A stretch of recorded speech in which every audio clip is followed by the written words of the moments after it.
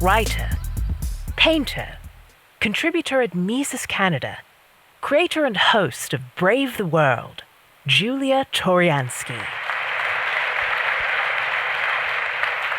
Okay. This is a huge podium. Can you hear me? Okay. I need a brave soul or two. I think there's a mic floating around. Perfect. So this is, do I press this first or just, great. Any brave souls? Great, give this guy a mic. Where is it? Where is it? Yeah. Oh my God, the weather's amazing.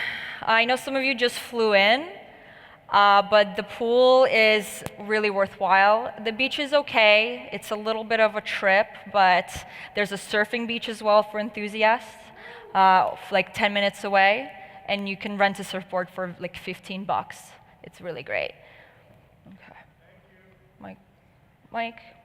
Awesome. Okay, so I'm going to read you a title, and you're going to guess what the title, or like what it is, what I'm talking about, okay? Ready? Queerly Conversing with the Dead. Where's this from? Funerals? I don't know. Nope. Next brave soul. Somebody raise their hand. I will pick people. Thank you. This man. There's nothing revolutionary about a blowjob. Oh!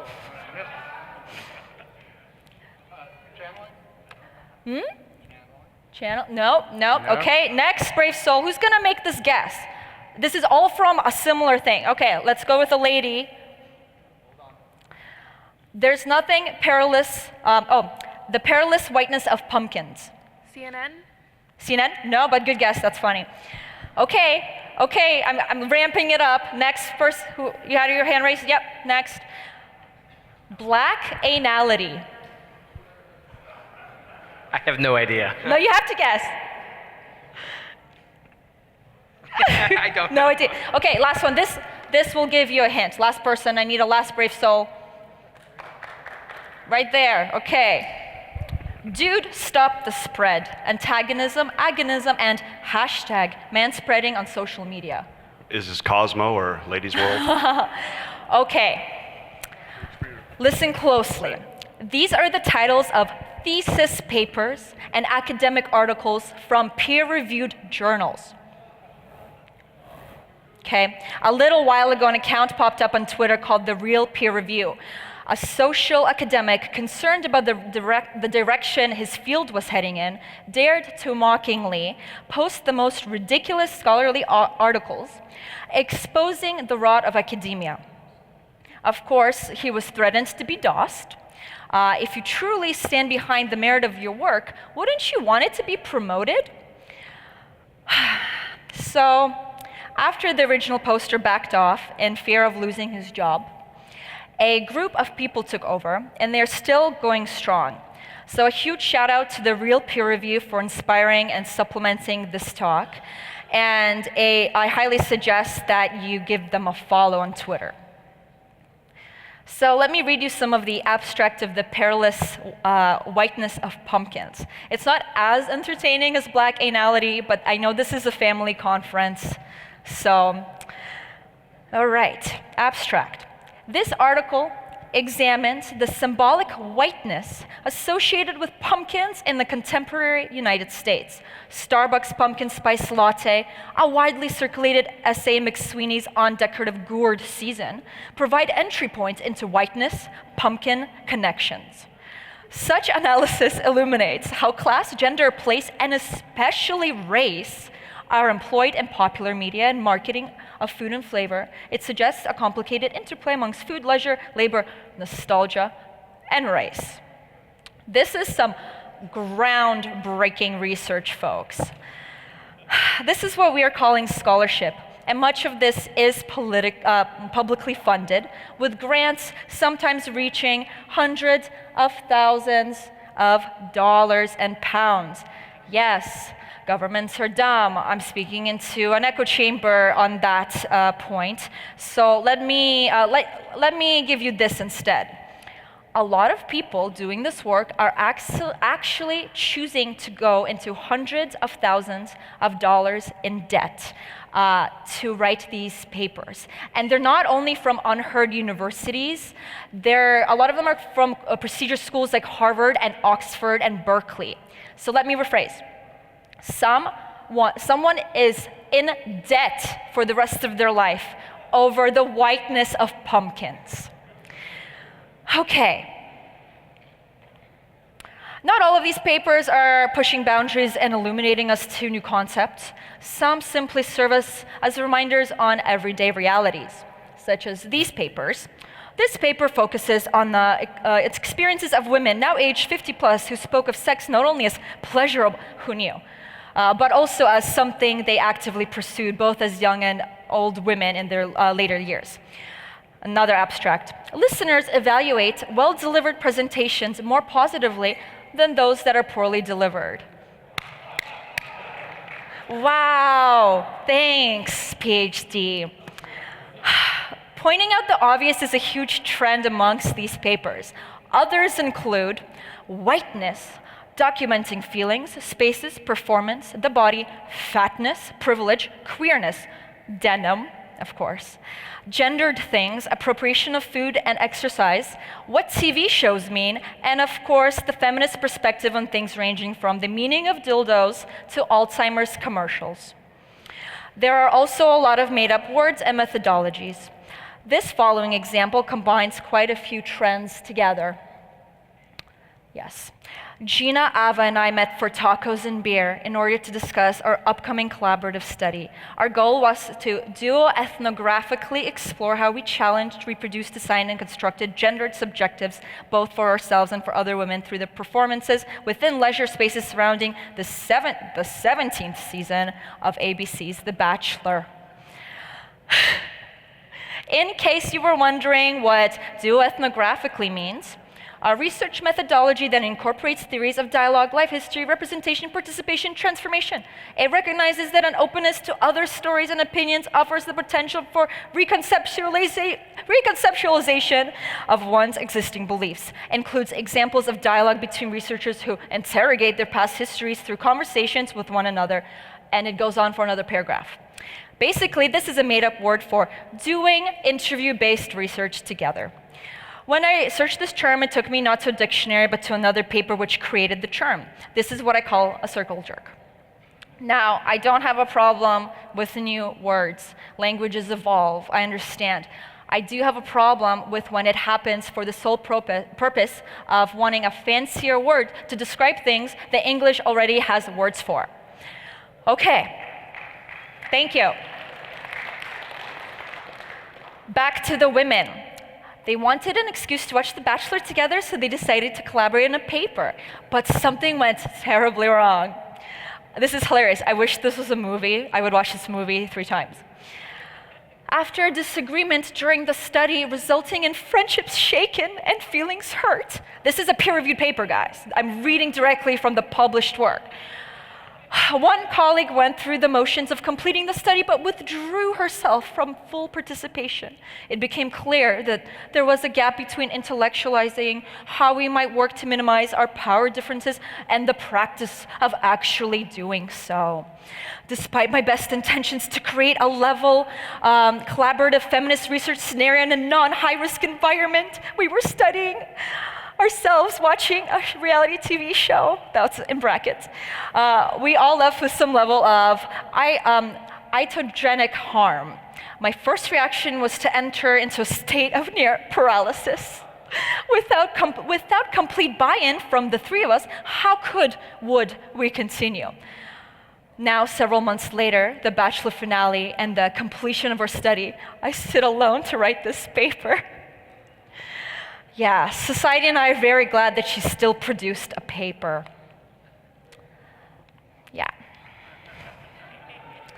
Yeah, and her paper is titled Inquiry Amongst the Ruins of a Collaborative Feminist Duo-Ethnography.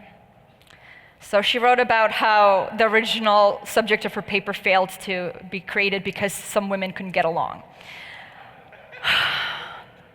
The next 2 examples I'll read belong to the category of Why is this a paper? This should be a journal entry. Moving around Seoul. This article is a critical reflection on the author's blah, blah, blah, blah, blah. Okay, it's a guy, he went to Seoul and moved around, traveled. So my theory is, the prof used grant money to take a vacation, panicked because he realized it's not allowed, and then wrote a paper.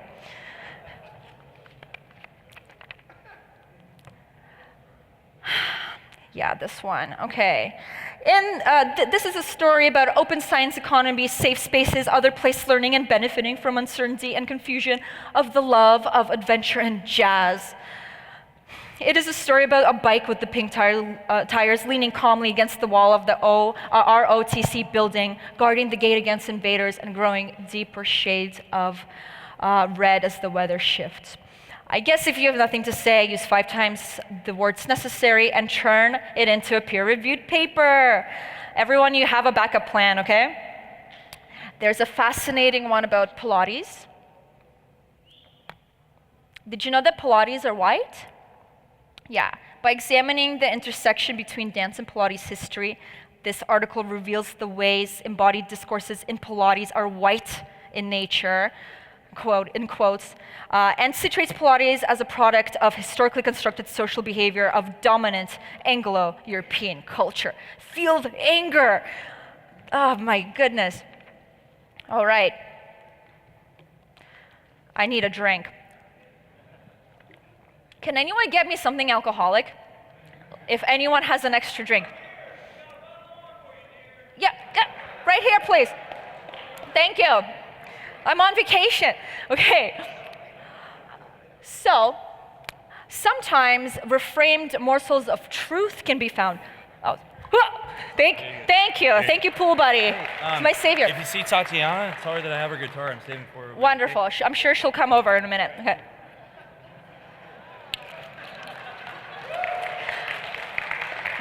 Hashtag good parenting. Okay. Until male violence towards women stops and women feel safe and safe from men, it is impossible to say whether women's femininity, love for men, and the heterosexual identity are anything other than survival responses.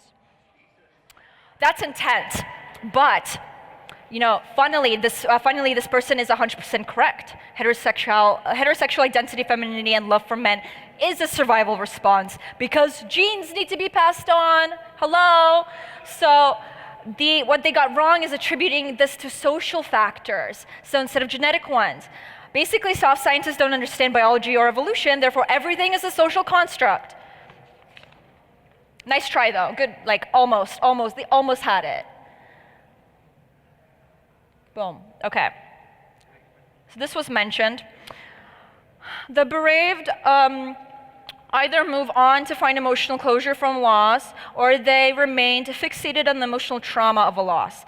In the autoethnography, I challenge, so this is, like as opposed to the other term, this is when you do things alone instead, like self-reflection. I challenge the assumed static boundaries between these categories by constructing a conversation with my deceased mother to show some of the power of continuing a relationship with the deceased through remembering and the complexities inherent to the lived experience of grief. So he remembers his mother who died. And I guess he bought a Ouija board with grant money. I don't know, it's just awful. Another trend I didn't mention is scholars writing about parents' affection towards their children as though they just discovered this crazy phenomena.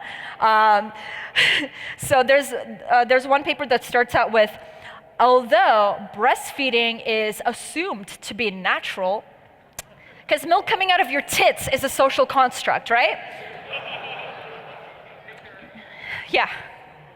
Yeah, milk coming out of your tits is patriarchy, you're right. Yeah, so there will be a video like elaborating on some of these things on my channel next month if anyone enjoyed this talk enough to watch another version of it. All right, so the next one, making it work for their children. White middle-class parents and working-class schools. We analyze how middle-class parental involvement is part of an age-old process of social reproduction and the transmission of parents' middle-class privilege to their children.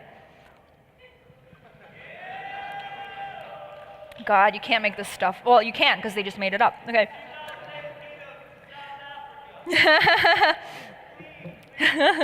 It tastes good. I love you. Almost regardless of their intentions. Not only are the parents interventionist in their children's schooling, they draw on and dispose their own privileged capitals to prepare and position their children for educational success. No! Like middle-class parents should cripple their kids for the sake of social equality. God. Oh, this one's great. I love, boop. Yes. All right. Ultrasound sonographers effectively transform the fetus into an entertaining baby, the uterus into a loving, nurturing home, and clients into parents and families. The sonographer transforms these things into these things. They weren't these things before. It's just, I don't know, yeah. The author concludes that the prospective parents rehearse conventional scripts upon the stage directed by the midwife or sonographer. These people love Foucault, and they love taking Foucault out of context, and they use his dramaturgical analysis for booking everything. And I feel really bad, because he would be like twisting and turning in his grave, because he was not a socialist at all. He was not leftist in his thinking, but he's very interpretable, so unfortunately, I'm sorry, Foucault. I'm sorry. Anyway, so yeah, they're saying that this completely natural thing is being like this completely natural thing of being excited about having a baby is actually constructed by the sonographer. One of my favorites is next. Yes, oh my goodness. Testimonies drawn from interviews with 10, this is the sample size, 10 openly homosexual men in San Francisco who have used glory holes for sexual encounters with varying frequency form the bulk of this paper. Oh, good. I'm glad. Testifying to the diverse motivations. What? Are there diverse motivations for using a glory hole? Luke, can you explain this for us? I'll ask Adam. Yes, diverse motivations, experiences, and perceptions that make the glory hole appealing to its users. Okay. How did this happen? How did these people come to exist, and how is it acceptable for their work to be funded, published, and peer-reviewed in a serious manner? I'd like to take a stab at answering these questions. The first reason is economic. Yes. Because people who should be doing skilled labor jobs couldn't pull their weight in STEM, they went into soft sciences. Using up government funds, going into debt, or a combination of the two, they got their MAs or worse, PhDs, went out into the real world, found out that they couldn't get a job because society saw zero value in their work. So they had no choice but to return to the system, become a prof, eventually getting their tenure, which used to protect a prof's academic freedom. But now the only way you can even get it is by conforming to the status quo, so it defeats the purpose in the first place. And once you have it, it just means being safe to do absolutely nothing valuable for the rest of your career. So this is quite a vicious cycle, and let's not forget those who were left without a university job. They were the ones protesting for free education and complaining about their debt and how the system failed them. The second reason is philosophical, and it's called Marxism. I'm sure we are familiar. Okay, towards an anti-capitalist teacher education. Finally, the author identifies a new vision and aim for teacher education that places a critique of capitalism at the center of teacher training as we work collectively to combat oppression. So the caption from the original poster for this was, "Stop being ridiculous. They're not trying to turn teachers into Marxist brainwashers." Whole paper, yeah, it's not the only one. I only have like a little bit of time, right? I have a whole database of this that these people were kind enough to provide me with. Okay, John Turney, the author of The Real War on Science, is a wonderful article. Try to Google it and read the whole thing. I'll read you an excerpt. has a few words on this. Scientists try to avoid confirmation bias by exposing their work to peer review by critics with different views. But it is increasingly difficult for liberals to find such critics because academics have traditionally leaned left politically, and many fields have essentially become monocultures, especially in the social sciences, where Democrats now outnumber Republicans by at least 8-1. In sociology, where the ratio is 44-1, you're much more likely to be taught by a Marxist than a Republican. The lopsided ratio has led to another well-documented phenomena. People's beliefs become more extreme when they're surrounded by like-minded colleagues. They come to assume that their opinions are not only the norm, but the truth. Yes, this is depressing, and I could make it more depressing. I could end this talk with highlights from history where leftism has caused millions of deaths because of poor policies and millions of murders because of poor policies, like overpopulation myths that led to China adopting the one-child policy. Now they have no women and no working class. Good job. Further suffering. I could foreshadow a pretty bleak future for academia, since this stuff is seeping into the hard sciences. Perfect time to drink. With notable biologists denying basic facts such as race and gender. But we're in Mexico. The drinks are alcoholic. The sun is shining, so I'll leave off on a positive note. The next time you're feeling melancholy or even depressed, let the following thought console you. At least I didn't go into debt to write about black anuses. Any questions?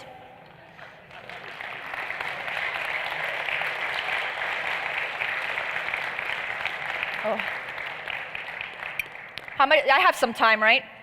Right. Comments, questions, or anything? I'm happy to leave as well. Okay.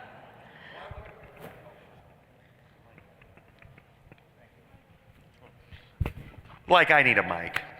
Hello. Hello. Why would any rational citizen of the United States pay $1 to send his child to an American college or university in light of this bullshit? Yeah. Well, I think there's still value in going into the STEM field, engineering, all of that. There's still value in that. We need those people. Please continue to go to university and get real degrees. But I think parents just are unaware. I mean, like even this account, it has like, what, 20,000 followers, and I don't know how many parents are on Twitter. I don't think that's like how people do research before making a decision to send their kids to school. But hopefully, with this account ramping up, and I'm going to do a big series of videos on it, and just word of mouth, I hope that people realize that going into the soft sciences is literally just sending your kid to a brainwashing camp. So, yeah, I'm hopeful. Yeah. There's not much scientific about it. Someone in the back there. What do we do about it? Okay, well, a very practical thing to do is have lots of children yourself with someone who's a wonderful person, and don't send them into those fields. Have them study political science or computer engineering or anything that is of value to society, and try to opt out as much as possible, because these people are not going to be able to live off the government perpetually. Just historically, it's not going to happen. And maybe if they do, their kids are going to be poor. So being poor disables you in society in a great way. So don't send your kids to these fields. Again? Hold on. Let's wait before the mic. No one. We all want to win. Here we go. But what if my kid wants to study, gender studies, and wouldn't that violate the non-aggression principle to force them to study engineering when they, Oh, well, hopefully they'll change their mind. What I would recommend is don't give them any money. Woohoo! Yeah. If my child wanted to go study gender studies, I'll be like, yeah, go into debt yourself. I'm not paying for any of it. Would you like some more tequila? Oh, are you trying to kill Good me? question. No, I'll just do the wine. I appreciate seriously, I've it. got a serious question. The serious question, what if you've got a child with somebody who is not enlightened, and how you can save the child from the parent that's sending kid to the school and wants the kid to be indoctrinated? Well, I think I think this question could be extrapolated into how do we talk to people about this in general without turning them off or, but still making an impact. And I always found I think a lot of people that lean towards anarchism or volunteer, whatever label you decide to pick, they can be a little, I talked about the monoculture. We have our own monoculture too, and I think some people in our community emphasize disengaging from statists, right? I don't think that's a good vision for the future. If we disengage with statists, they're just going to become more statists because they won't have any friends who disagree with them. It's an awful thing to do. So have ongoing conversations in a positive way. Don't be condescending. Don't laugh at people. Don't accuse them of being violent because they pay taxes. Like, don't go that way. I've had friends who, went as far to say that, yes, if 9 out of 10 people decide that killing someone is okay, then that's okay because I believe in democracy. And I made them admit that. And then 2 years down the line, they're not Democrat. They don't believe in democracy anymore because they've thought about what they said.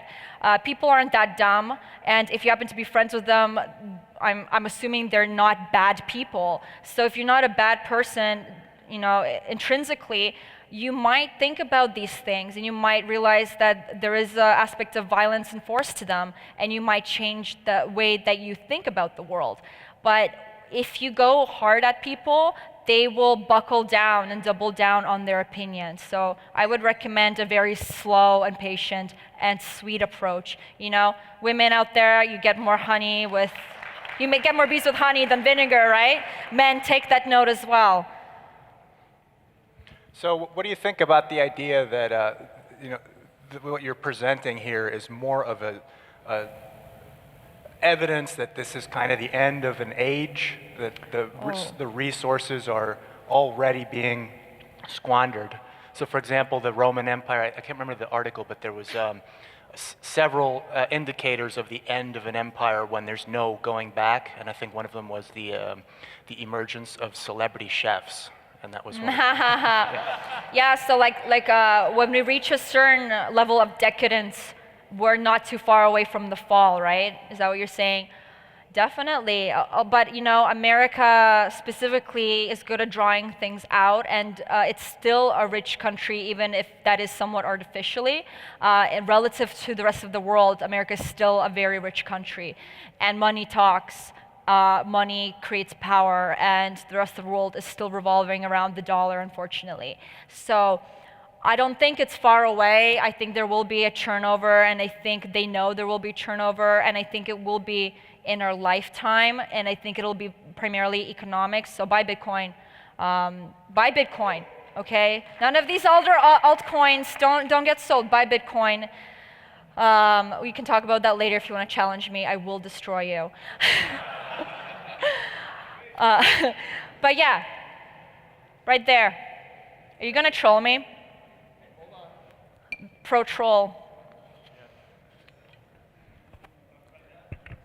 Oh, hey, I know that your viewpoint is drastically different from your baby daddy just by talking to you both at the pool, and that's why I spotted you with the Baby wine daddy. anyhow.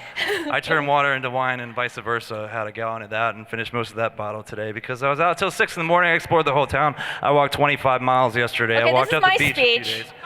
But I'm at the community. I'm mingling with the locals. Luke Radowski criticized me the other night because I talked to the man with the machine gun and the badge. I treat people the same even if they're wearing a costume. I wear a monkey suit a lot of time like Jeff Berwick, but I think he has an impeccable style, and I think that's what drew a lot of us to this convention. What's up, Adam? Hey, we You should have a probably question? talk too, baby, but I like your rant, though. I honestly didn't have a question, but you passed me the mic so I could recite anytime. I don't even have to write or type. Give me a guitar, baby, and we'll rock it. I got Tiana's guitar. Tell her I'm in this socket right now. Hold it for her.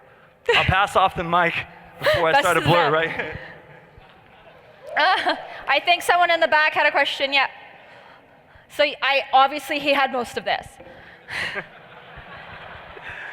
Yeah, I can't outstage that. That was beautiful. But, Yeah, just leave. It's over. do you think that we should just let the natural progression of, Marxist academia, just let it die out naturally, or should we contribute to its demise? So, this is my view of anarchism. Okay, anarchism is the acceptance that all states lead to chaos and all chaos lead to state. Okay, and anarchism is the effort to get to the point of chaos from statism, and then hopefully try to create a better governance, a better existence or governance, or maybe system in the new birth after the state collapses. So yes, definitely expose it, talk about it, and it can definitely be peaceful. It's all about the intellectual discussions and information. So if you're a real anarchist, you are contributing to the collapse of the current system in some way. I think that's the key.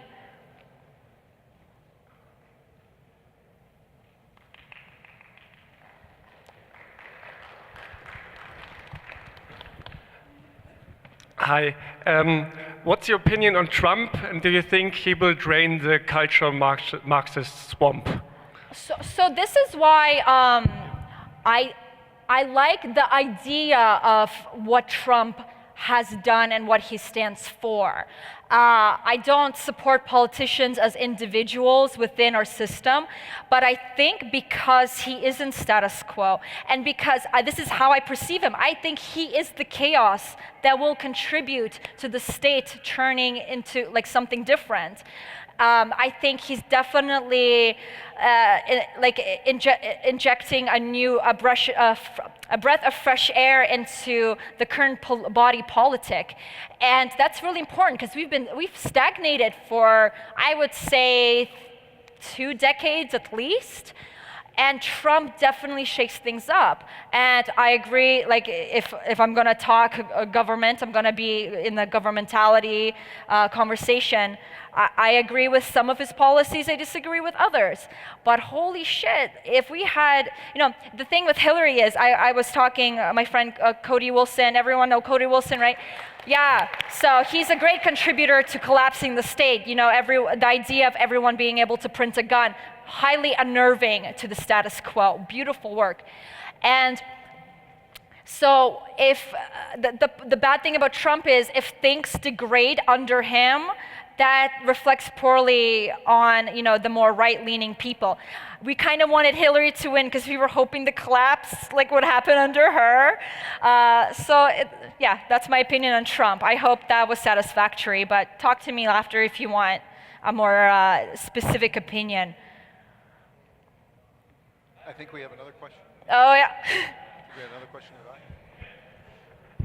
I'll direct it to you, but I'm curious as to what everyone would answer to this question. Do you believe that the President of the United States, Donald Trump, has any more power than the student council president at your junior high or high school? Yeah, definitely. Dude, I think anarchists have like this weird naive view that like nothing matters, everything's puppet master. No, people are more complex than that. Yes, there are a lot of people up top that we probably don't even know the names of that wield a lot of power, but they don't freaking like each other and they're infighting. And Trump does seem to be completely outside of that circle of power. So if he can at least cause a rift between that level of individuals, that creates cracks down to the bottom, to the little people, okay? So take the opportunity and thrive in this chaos, because Trump has created chaos. Have you seen what's going on? Whether that's paid, whether it's authentic, I don't care. It's chaos. People are crying. Families are breaking up over political opinions. It is chaos right now. Take advantage of it and make the best of it. Don't cry in the corner over it, because this is an amazing time to be alive. I think I'll end it on that. One more from the MC. Yes, so you're a new mother. Congratulations on that. Thank you very much. I'm curious about your philosophy as a peaceful parent in the 21st century, and maybe some advice you would give to parents out there who want to raise freedom-minded kids.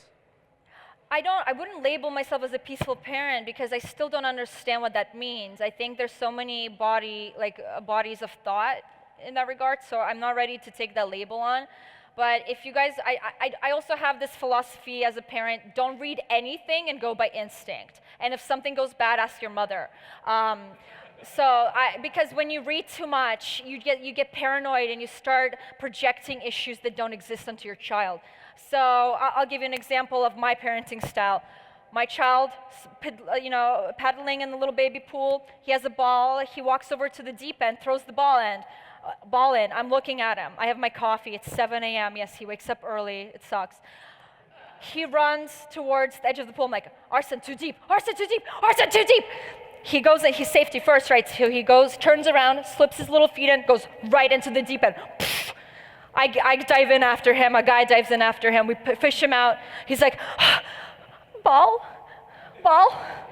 Doesn't give a shit. But you know what? If I was hovering over him and I grabbed him before he drowned, he wouldn't know to check for the bottom next time, because now every time he puts his feet in the pool, he makes sure he can stand. And if he can't, he hoists himself up. And he's 1 year and 2 months. And if you pull him out before he's allowed to drown, he will die next time because you might not notice.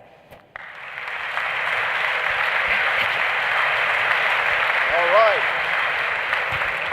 In a world where Antifa riots in the city streets, cops rage out of control, and the leader of the free world is a fat-ass casino owner, one event stands alone to make anarchy great again. I actually love humanity. That is why I'm an anarchist. Backwards in the building like we the ceiling, we illin'. No matter who find it appealing, I'm here and I got a feeling that we'll be dealing a lot of pain with a penicillin get drilled in your head. That we are monsters and yeah, we come from the slums, and for months we've been pumped, but for once I am now comfortable. I want to grow, I want some more success, and I want to know that greatness can't be rushed, can't be less, so face the bus. Feel free to hate on us, we lace them up. Dudes, we done paid them up. Keep snakes away from us and safe from us, you might wanna be. Remember when clowns used to make fun of me and that they wanna be me, see me and they run at me. I'm gonna be the greatest, yeah I wanna be, but I am not the one to be the fakest for the sake of being played. I'm here, like I never left, sent to hell. Nah, cause I can't just fail, so just prepare your ears, it'll get for real. Okay, from here, we will never take the cell, it's squad time. My mind and my thoughts, my highs and my faults, my wins and my loss. When will I fall off? It's a test for me. You are now listening to Veracity. Yeah. Fuck the media, fuck the banks, fuck drone strikes, fuck tanks, fuck hunger, fuck war, fuck ignoring of the poor, fuck the left, fuck the right, fuck the government. Thank you, thank you, thank you, thank you.